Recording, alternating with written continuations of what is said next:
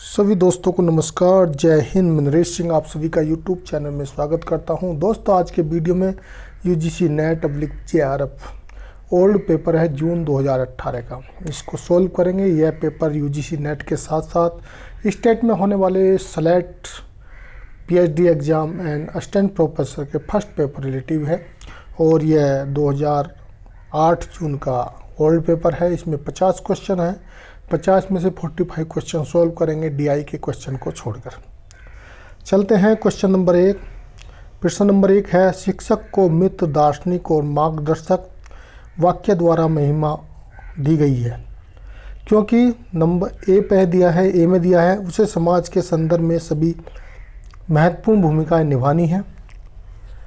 B में दिया वह छात्रों के लिए मानवता के उच्च मूल्य को प्रसारित करता है। 3 में दिया वह मानव समाज का महान सुधारक है और डी में वह एक महान देशभक्त है। तो इसके लिए जो सबसे महत्वपूर्ण है वह छात्रों के लिए मानवता के उच्च मूल्य को प्रसारित करता है, सही ऑप्शन है, इसलिए बी ऑप्शन सही होगा। प्रश्न नंबर 2 है, शिक्षा के लिए विफलता का सबसे महत्वपूर्ण कारक किस क्षेत्र में है? अंत व्यक्तिगत संबंध, विषय के ज्ञान में कमी, सी है मौखिक क्षमता, डी है छात्रों की सख्त हैंडलिंग। तो विषय के ज्ञान में कमी होगी तो शिक्षक के लिए सबसे बड़ा असफलता का कारक बन सकता है, तो इसमें बी ऑप्शन सही होगा। प्रश्न नंबर 3 है, एक शिक्षक अपने छात्रों के साथ तालमेल स्थापित कर सकता है प्राधिकरण का एक आकार करके, ज्ञान और कौशल के साथ छात्रों को प्रभावित करके या प्रभावित करना, सी है मार्गदर्शक की भूमिका निभाकर और डी है छात्रों के लिए एक दोस्त बनकर। तो इसमें जो है ज्ञान और कौशल के साथ छात्रों को प्रभावित करके तालमेल स्थापित किया जा सकता है, बी ऑप्शन राइट होगा। प्रश्न नंबर 4 है, शिक्षा एक शक्तिशाली साधन है सामाजिक परिवर्तन का, बी व्यक्तिगत परिवर्तन का, सी सांस्कृतिक परिवर्तन का, डी उपरोक्त सभी। तो शिक्षा जो है एक शक्तिशाली साधन है, सभी परिवर्तन शिक्षा के द्वारा किए जा सकते हैं, तो डी ऑप्शन राइट है। प्रश्न नंबर 5 है, छात्र के अधिकतम आत्मबोध के लिए एक शिक्षक का प्रमुख योगदान किसके माध्यम से प्रभावित होता है? ए छात्रों की आवश्यकताओं की नियंत्रण पूर्ति करने से, बी क्लासरूम गतिविधि का सख्त नियंत्रण करने से, सी छात्रों की आवश्यकताओं, लक्ष्यों और उद्देश्यों के प्रति संवेदनशीलता से, डी शैक्षिक मानकों को सख्त सुदृढ़ीकरण करने से। तो छात्रों की आवश्यकताएं, लक्ष्यों और उद्देश्यों के प्रति संवेदनशील रहने से शिक्षक का प्रमुख योगदान छात्रों के प्रति हो सकता है या माध्यम प्रभावित कर सकता है। प्रश्न नंबर 6 है, अनुसंधान समस्या किस बिंदु से चुना गया है? शोधकर्ता की रुचि से, बी वित्तीय सहायता से, सी सामाजिक प्रासंगिकता से, डी प्रासंगिक साहित्य की उपलब्धता से। तो अनुसंधान समस्या जो है सामाजिक प्रासंगिकता बिंदु से चुनी जाती है। प्रश्न नंबर 7 है, किसको गैर संभावित नमूना कहा जाएगा? या नॉन प्रोबेबिलिटी या अयादृच्छिक?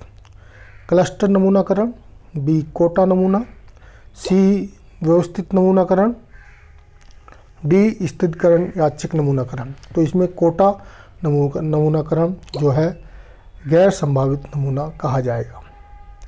प्रश्न नंबर 8 है, परिकल्पना के गठन की आवश्यकता नहीं हो सकती किस प्रकार के अनुसंधान में? आपको पता होगा जो कभी भी रिसर्च करनी होती है तो ज़्यादातर रिसर्च में परिकल्पना या हाइपोथेसिस बनाना होता है, लेकिन ऐसा कौन सा शोध है जो अनुसंधान है या रिसर्च है जिसमें परिकल्पना की आवश्यकता नहीं होती? ए सर्वेक्षण विधि में, बी ऐतिहासिक अध्ययन में, सी प्रायोगिक अध्ययन में, डी सामान्य। तो इसमें जो है ऐतिहासिक अध्ययन में आवश्यकता नहीं होती है।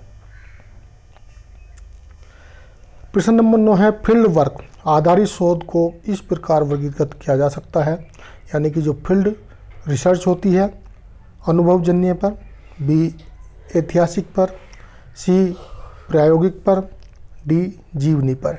तो अनुभवजन्य पर फील्ड वर्क या फील्ड रिसर्च की जाती है। दोस्त 1 मिनट में नेट बंद करता हूँ। प्रश्न नंबर 10 है, 1976, 1986, 1996 और 2006 में भारत में पुरुष और महिलाओं के बीच एड्स के प्रसारण का अध्ययन करने के लिए निम्नलिखित में से कौन सा नमूना विधि उपयुक्त होगा? ए क्लस्टर नमूनाकरण, बी व्यवस्थित नमूनाकरण, सी कोटा नमूना, डी स्तरीकृत यादृच्छिक नमूनाकरण। तो इसमें व्यवस्थित नमूनाकरण होगा। ये जो है पैराग्राफ में 11 से 15 तक क्वेश्चन दिए हैं और इसमें पहले हम पैराग्राफ पढ़ेंगे, फिर उसके बाद क्वेश्चन का आंसर देंगे। पैराग्राफ के पढ़ने से आपको एक आइडिया मिलेगा किस तरह के क्वेश्चन आ जाते हैं। वैसे तो पैराग्राफ के क्वेश्चन कभी रिपीट नहीं होते, लेकिन कितने क्वेश्चन पैराग्राफ से ही आते हैं, कितने पैराग्राफ से रिलेटिव होते हैं और कितने क्वेश्चन पैराग्राफ से 5 में से अलग से आते हैं, एक आपको इसका आइडिया मिल जाएगा। मूल सिद्धांत यह है कि अनुच्छेद 14 कक्षा कानून को निषेध करता है, लेकिन कानून के उद्देश्य के लिए उचित वर्गीकरण की अनुमति देता है। जो वर्गीकरण को बुद्धिमानी से अलग होने पर स्थापित किए जाने वाले वर्गीकरण से जुड़वा परीक्षण को संतुष्ट करना चाहिए, जो उन व्यक्ति या चीज़ों को अलग करता है जिन्हें एक साथ छोड़ दिया जाता है। समूह और उस विभेदीकरण के पास तक संगत तर्क होना चाहिए जिससे विचाराधीन कानून द्वारा प्राप्त किया जाना चाहिए। अनुच्छेद 14 यह है कि नागरिक कानून के समक्ष समानता और कानून के समान संरक्षण का हकदार है। समाज की असमानताओं से निर्मित होने वाली चीज़ों की बहुत ही प्रकृति में कल्याणकारी राज्य को अपनी स्थिति को सुधारने के लिए समाज में कम भाग्यशाली लोगों की मदद करने के लिए कार्यकारिणी और विधायिक कार्यवाही दोनों का प्रयास करना होगा, ताकि समाज में सामाजिक और आर्थिक असमानता को पाटा जा सके। इसके लिए नागरिकों के लिए एक समूह के लिए एक विधायिक की आवेदन की आवश्यकता होगी, अन्यथा असमान और संशोधन जिसके लिए साझे की पुष्टि कार्रवाई का उद्देश्य है। वर्गीकरण के सिद्धांत की अनुपस्थिति में इस तरह के कानून के अनुच्छेद 14 में समानता की वेट रोक पर लहराता है। संविधान के भाग 4 में वर्गीकरण का सिद्धांत विकसित हुआ है। सिद्धांत समाज के कमज़ोर वर्ग या समाज के कुछ ऐसे वर्गों की मदद करने के लिए बनाए गए हैं। एक कानून या एक राज्य कार्रवाई को बनाए रखने के लिए विकसित किया गया था। विधायी और कार्यकारी कार्यवाही तदनुसार हो सकती है अगर यह उचित वर्गीकृत किया गया हो। यह आपका पैराग्राफ था। अब इस पर क्वेश्चन देखते हैं। प्रश्न नंबर 11 है, समानता का अधिकार मौलिक अधिकारों में से एक भाग का नाम था संविधान भाग 3 के तहत संविधान के किस अनुच्छेद में वर्णित है? अनुच्छेद 12, अनुच्छेद 13, अनुच्छेद 14, अनुच्छेद 15। तो अनुच्छेद 14 में वर्णित है, सी ऑप्शन राइट होगा। प्रश्न नंबर 12 है, समानता का अधिकार का मुख्य ट्रस्ट यह है कि यह अनुमति देता है वर्ग विधान की, बी कानून के समक्ष समानता और कानून के तहत समान सुरक्षा, सी पूर्ण समानता की, डी जन्म के कारण विशेषाधिकार। तो यह बी ऑप्शन जो सही है, कानून के समक्ष समानता और कानून के तहत समान सुरक्षा की अनुमति देता है। प्रश्न नंबर 13 है, समाज में सामाजिक और आर्थिक असमानता को इससे प्रभावित किया जा सकता है? कार्यकारी और विधायिकी कार्यवाही से, बी सार्वभौमिक मताधिकार से, सी समान उपचार से, डी उपरोक्त में से कोई नहीं। तो जो कार्यकारी और विधायिकी से इसको जो प्रभावित किया जा सकता है, ए ऑप्शन राइट होगा। प्रश्न नंबर 14 है, वर्गीकरण का सिद्धांत निम्नलिखित है, समाज के कमज़ोर वर्गों की मदद करना, बी पूर्ण समानता प्रदान करें, सी समान उपचार प्रदान करें, डी उपरोक्त में से कोई नहीं। तो इसमें ए ऑप्शन सही है, समाज के कमज़ोर वर्गों की मदद करें, वर्गीकरण का सिद्धांत बोलता है। प्रश्न नंबर 15 है, विभिन्न प्रकार के मानवीय संबंधों से उत्पन्न विभिन्न समस्याओं से निपटने के दौरान सरकार के पास विशेष कानून बनाने की शक्ति होनी चाहिए। सरकार के पास विशेष कानून बनाने की कोई शक्ति नहीं होनी चाहिए। सरकार के पास समान अधिकार वापस लेने की शक्ति होनी चाहिए, या उपरोक्त में से कोई नहीं। तो सरकार के पास विशेष कानून बनाने की शक्ति होनी चाहिए।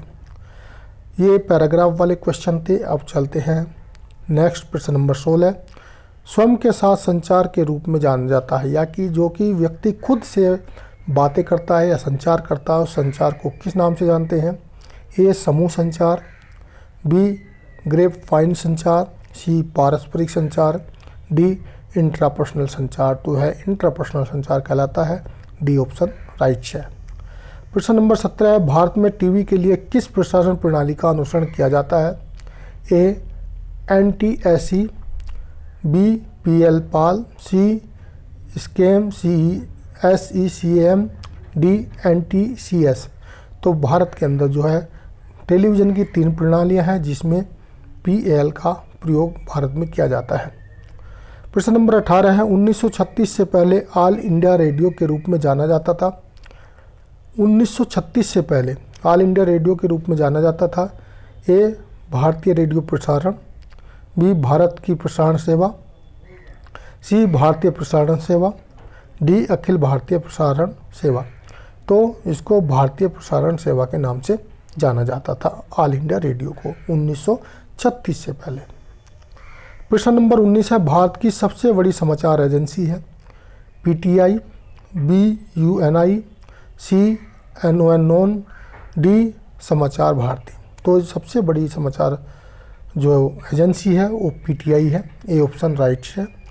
प्रश्न नंबर 20 है, प्रसार भारती किस वर्ष शुरू किया गया था? 1995 में, बी 1997 में, सी 1999 में, डी 2001 में।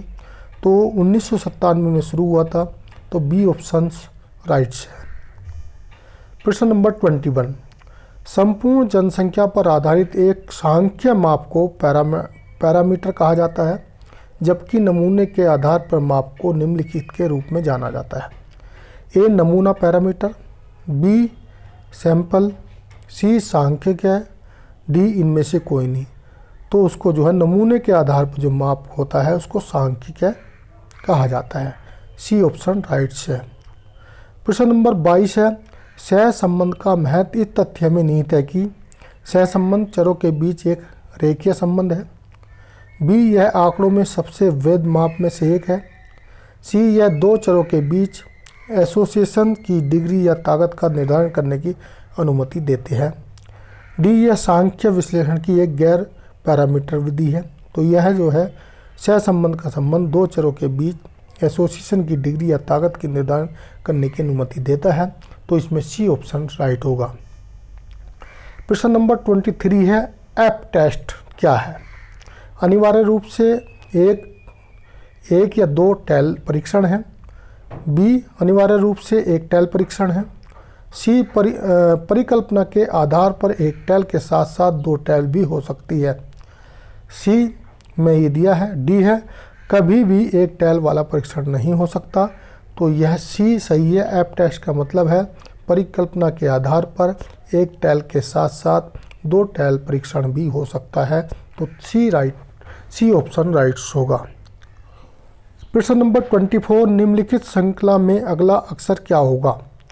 DCXW FGVU HGTS। तो इसमें DEFGHIJ हो जाएगा, जे आएगा, CD इसमें जे आप देख लें किसमें, जे एक में है, सी में, तो इस तरह आप इसको मिला सकते हैं। तो एक आपका सी ऑप्शन सही होगा, एक में ही जे आया है। प्रश्न नंबर 27 है, अभिकथन दिया है मनुष्य एक तर्कसंगत प्राणी है, कारक है मनुष्य एक सामाजिक प्राणी है। इसमें से दोनों ए ऑप्शन है, ए और आर सही है और आर सही व्याख्या है ए का। बी दिया है दोनों ए और आर सही है लेकिन आर सही वितरण नहीं है ए का। सी में है ए सही है लेकिन आर गलत है। डी में ए गलत है लेकिन आर सही है। तो इसमें बी ऑप्शन सही है। दोनों सही हैं क्योंकि मनुष्य एक तर्कसंगत प्राणी है, ये भी बात सही है। मनुष्य एक सामाजिक प्राणी है लेकिन इसका जो विवरण है वो सही नहीं है ए का। तो बी ऑप्शन राइट है।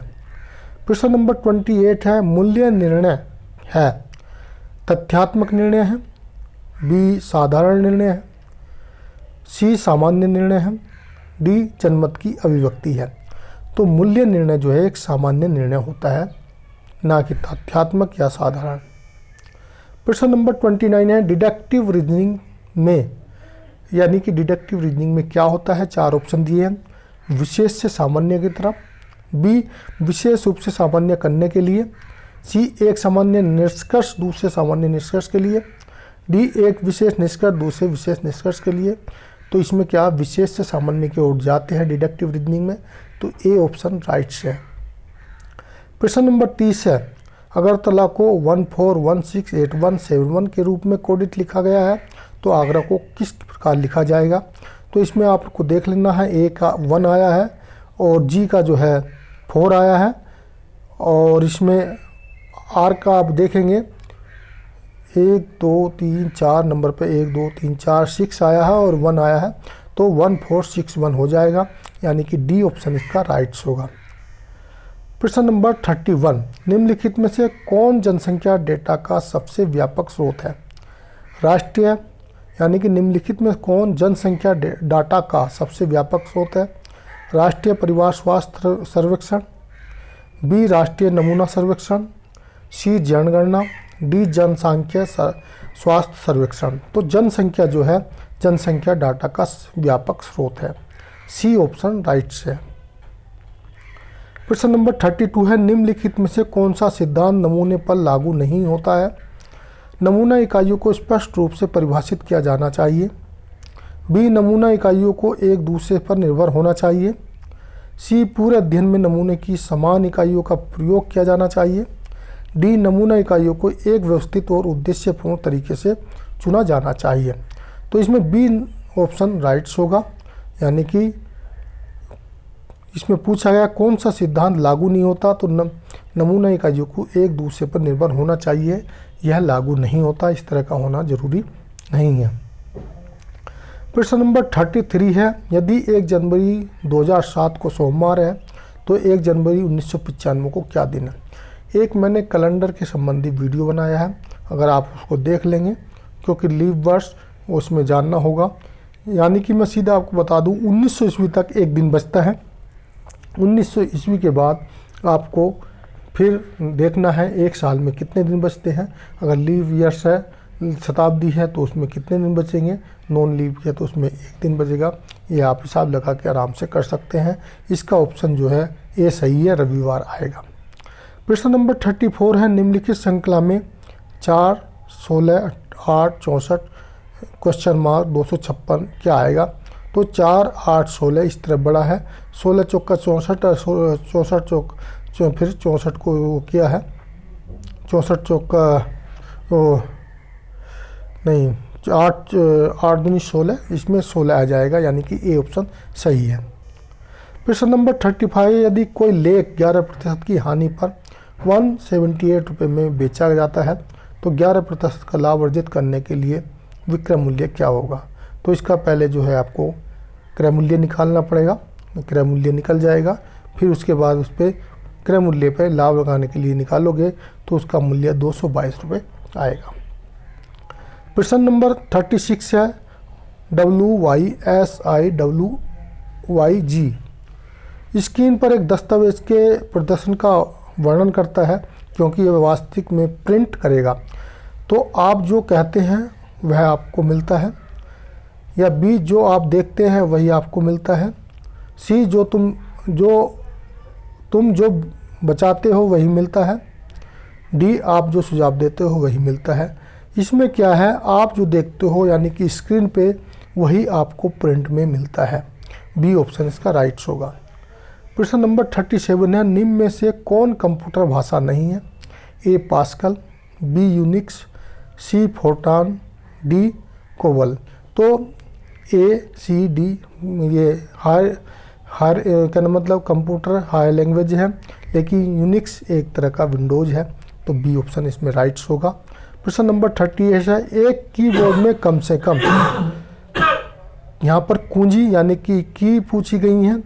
ए में दिया 91 कुंजी होती हैं, बी में दिया 101 कुंजी होती है, सी में 111 कुंजी, डी में 121। तो एक कीबोर्ड में जो है 101 की कुंजी होती हैं और यह बी ऑप्शन राइट्स होगा। प्रश्न नंबर 39 है एक ईमेल पता निम्न से बना होता है। कहने मतलब जो ईमेल का पता होता है वो कितने पार्ट्स में होता है। क्वेश्चन का यहाँ मतलब ये है, ए 2 भागों में होता है, बी 3 भाग में होता है, सी 4 भाग में होता है, डी 5 भाग में होता है।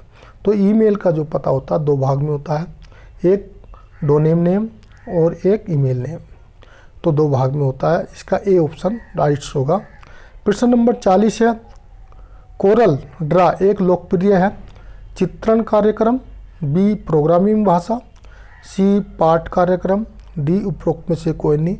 तो कोरल ड्रा जो है एक चित्रण कार्यक्रम है, यानी कि प्रिंटिंग के लिए यूज होता है, तो इसका ए ऑप्शन राइट होगा।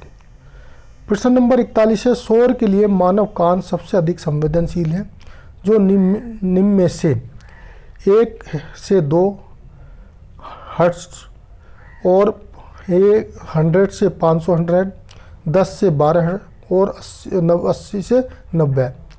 तो इसमें जो है 80 से 90 जो हर्ट्ज होती है वो इसमें संवेदनशील हो जाते हैं। इसका डी ऑप्शन राइट हो जाएगा। प्रश्न नंबर 42 है, शोर की तीव्रता नापने के लिए निम्न में से किस इकाई का प्रयोग किया जाता है? ए है डेसिबल, बी है हर्ट्ज, सी है फोन, डी है वाट्स M2। तो डेसिमल का प्रयोग किया जाता है शोर को नापने के लिए। प्रश्न नंबर 44 है, पृथ्वी की प्रणाली की संरचना में निम्नलिखित शामिल है। सूची 1 में और सूची 2 का मिलाप करना है। जैसे सूची 1 में नंबर 1 पर वायुमंडल, दूसरे पर बायोस्फीयर, तीसरे पर जलमंडल और चौथे पर लिथोस्फीयर। तो सूची 2 में रासायनिक वर्णन दिए हैं, निष्क्रिय गैस, बी में नमक, ताज़ा पानी, बर्फ और बर्फ, 3 नंबर पर कार्बनिक पदार्थ, कंकाल पदार्थ, 4 में प्रकाश सिलिकेट करता है। तो इसमें ए का पहला, यानी कि वायुमंडल में जो है निष्क्रिय गैस रहती है।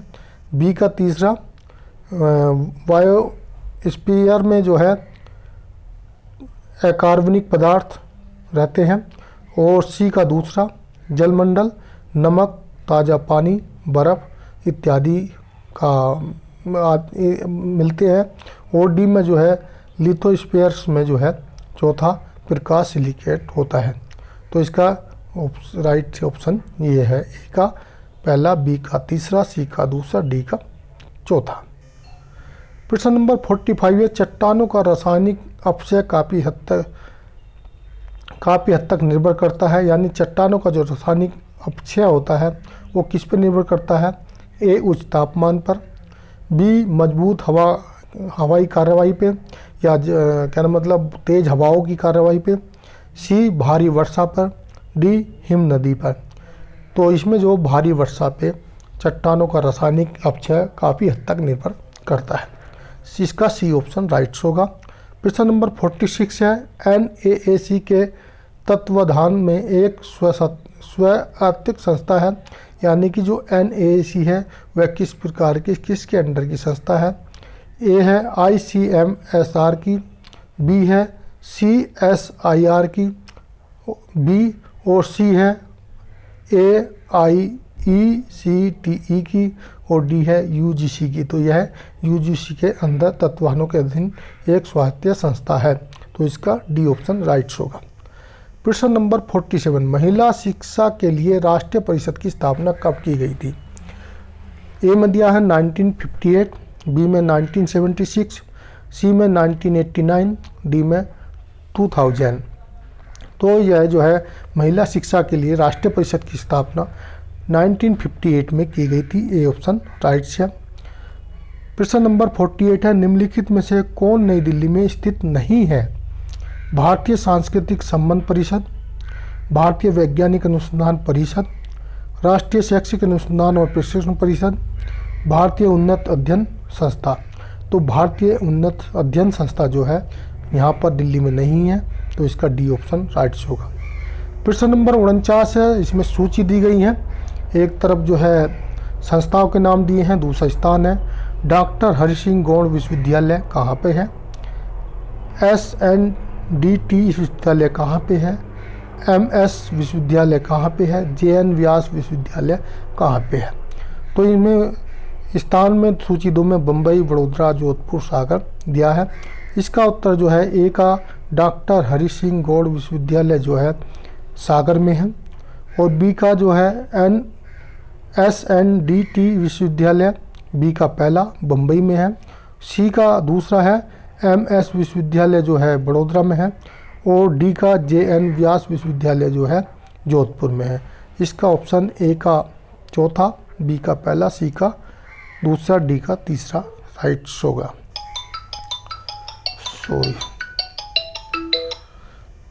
प्रश्न नंबर 50 है, उच्च शिक्षा में स्वायत्तता का तात्पर्य स्वतंत्रता में है, यानी उच्च शिक्षा की जो स्वायत्तता,